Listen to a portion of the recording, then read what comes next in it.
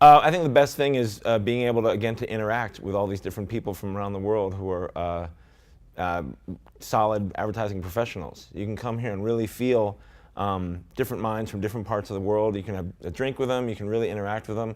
It feels very informal, and that's what I like a lot about it. Like the dinner tonight is usually a very, very informal affair where I end up just chatting with lots of different people, and you feel a good sense of community in the advertising world, which it can be a pretty harsh world and a competitive world. So you don't often get that sense of feeling like you belong to a certain tribe.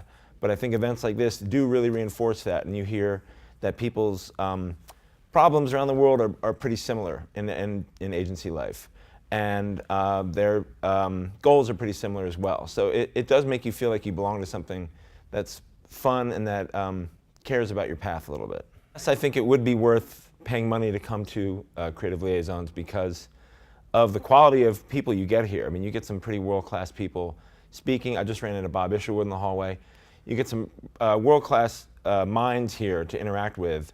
And so, sure, I think it's a fantastic event, obviously. And you know, if you make it easy for young people to come, like maybe something where agencies pay for them, or I don't know, maybe they can. If just make it easy. It's okay if they have to pay for it, but don't make it a barrier to creatives who may not be able to do it out of circumstance, you know.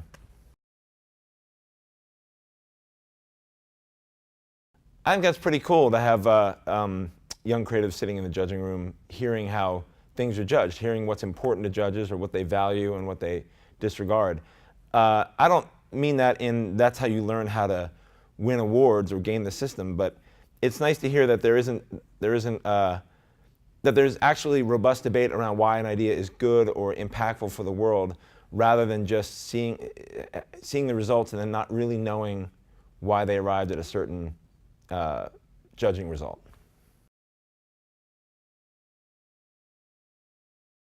Well, last year I spoke about my agency and some of the things that we believe, and I think that went over okay, but the richest part by far to me was the Q&A afterwards, and I could see during the Q&A a lot of real concerns came up from young creatives and from different people around the world. So that seemed to be the best part for them last year. So this year I thought I'll just do the whole thing as one giant Q&A and hopefully be able to interact a lot more than just speaking at them. A lot of times if you're a young creative and you have certain concerns, somebody like me coming in and talking about their agency might just seem like a bunch of blabber when you really want certain things addressed or really want help with a certain problem. I'd rather make my entire session just about that, just hearing their concerns and hopefully helping them out a little bit. So this year I asked for questions in advance. I picked about 15 that I'm going to illustrate with some work and talk about, but also I really just want them to put their hands up and interact with me.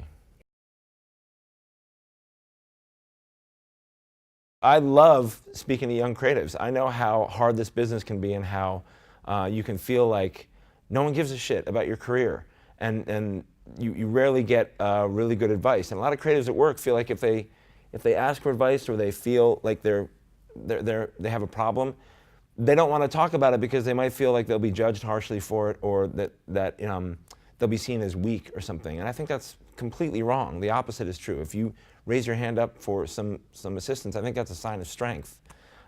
So I love coming to events like this and hopefully being able to inspire a little bit, I hope, or answer some questions that they may have that they're not getting an answer to somewhere.